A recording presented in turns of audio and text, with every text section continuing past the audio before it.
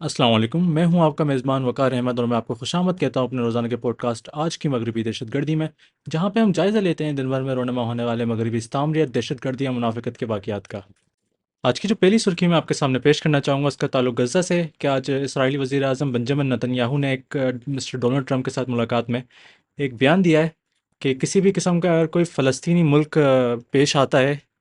तो वो एक प्लेटफॉर्म की तरह होगा जिसके तहत इसराइल को तबाह कर दिया जाएगा। तो हम किसी भी सूरत में किसी भी तरीके का कोई फ़लस्तीनी मुल्क को काबिल कबूल नहीं समझेंगे। अगर एक ज़बरदस्ती हमारे ऊपर मुसल्लत भी की जाती है कोई फ़लस्तीनी हुकूमत, तो हम उसको कोई एक फ़ौज नहीं रखने देंगे, बल्कि उसकी फ़ौज की ज़िम्मेदारी, उसके डिफेंस की ज़िम्मेदारी हम ही लेंगे। अब ऐसे बयानात तो अमेरिका के न्यू कंजर्वेटिव्स को और सफ़ेद काम बालादस्ती की सोच रखने वालों को बहुत पसंद आते हैं। तो आज एक और बड़ी सुर्खी है, ये है फ़लस्तीनी अथॉरिटी की जानिब से कि फ़लस्तीनी कमीशन बराए मज़ाहमत दीवार और बस्तियाँ,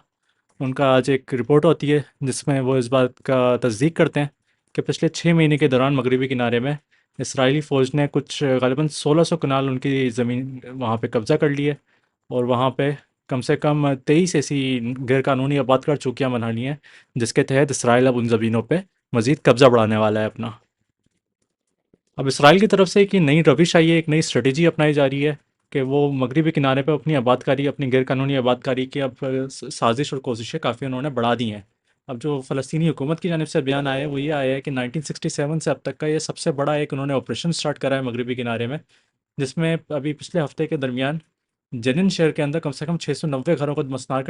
कर दिया गया है, और अभी 340 और हैं जिनको मस्मार करा जा रहा है। उसके साथ साथ तुलकरम के जो शहर है उसके अंदर 285 घरों को मस्मार कर दिया है, और 400 को उन्होंने मार्क लगा दिया है मस्मारी के लिए। और नूर शम्स शहर के अंदर 225 होमों को मस्मार कर दिया जा चुका है। और इसका एक प्रोसेस है, इसका एक बैकग्राउंड है कि जिस तरह पब्लिक टेंडर्स होते हैं, इसी तरह इसराइली हुकूमत और इसराइली फ़ौज अपने ही मुल्क के अंदर पब्लिक टेंडर्स लेकर आती है, जिसके तहत हर वो कंपनी जो कि चाहे वो गज़ा के अंदर और मगरबी किनारे के अंदर अपने बुलडोज़र्स लेकर आ सकती है। हर घर को मस्मार करने के बदले में उनको एवज़ तकरीबन 2.5 लाख पाकिस्तानी रुपए मिलते हैं। और ये एक बिज़नेस की तरह काम किया जा रहा है कि इन ज़मीनों को पैसे के उर्स पे खाली करवाया जा रहा है, और उसके बाद यहाँ पे आहिस्ता-आहिस्ता इसराइल अपनी आबादकारी, अपनी सेटलिंग रेजिम शुरू कर देगा। अभी इस पॉडकास्ट के कुछ किस्तों पहले हमने एक इंकशाफ आपके सामने पेश करा था इसराइली मीडिया की जानिब से, जहाँ पे ये कहा जा रहा था कि फ़लस्तीनी लोग जो गज़ा के अंदर जो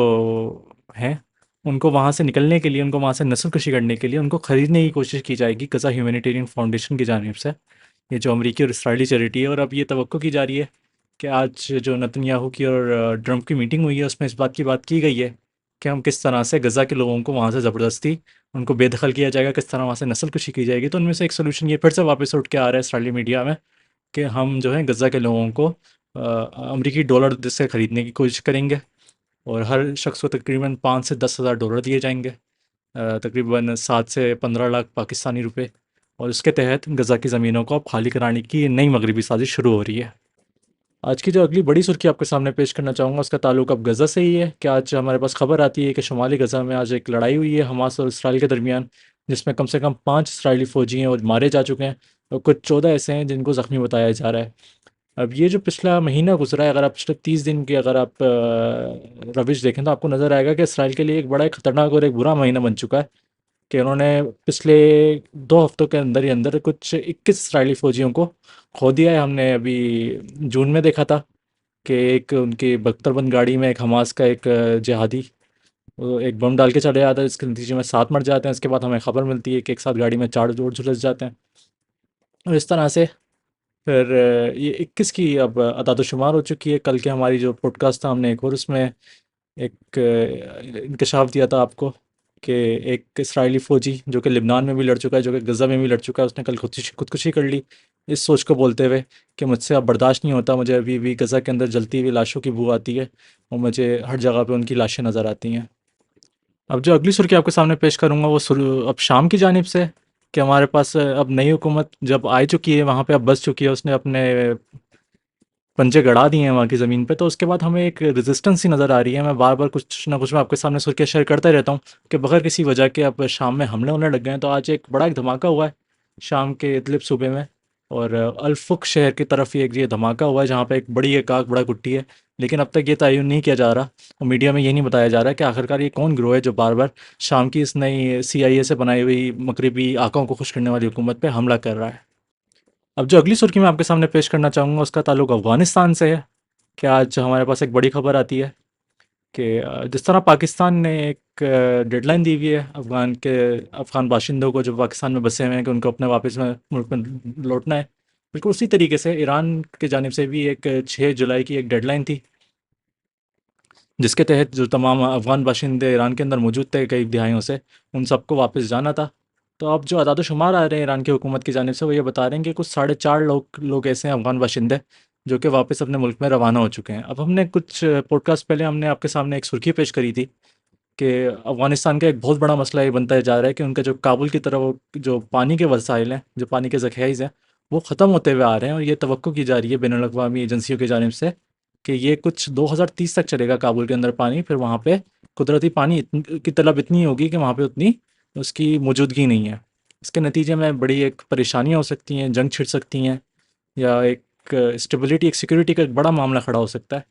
अब हम देख रहे हैं कि ईरान की जानिब से भी साढ़े 4 लोग अफ़गान बाशिंदों को वहाँ पे भेज दिया गया है और जो एक वहाँ का अफ़गानिस्तान का भी ये नया कल्चर है, एक नई रविश है वहाँ की कि हर वो बाशिंदा जो कि दूसरे मुल्कों से वापस लौट के आता है, जिसका किसी कबीले से अब कोई ताल्लुक नहीं है, जिसके कबीलों से ताल्लुकात ख़त्म हो चुके हैं जिन ख़ानदानों के,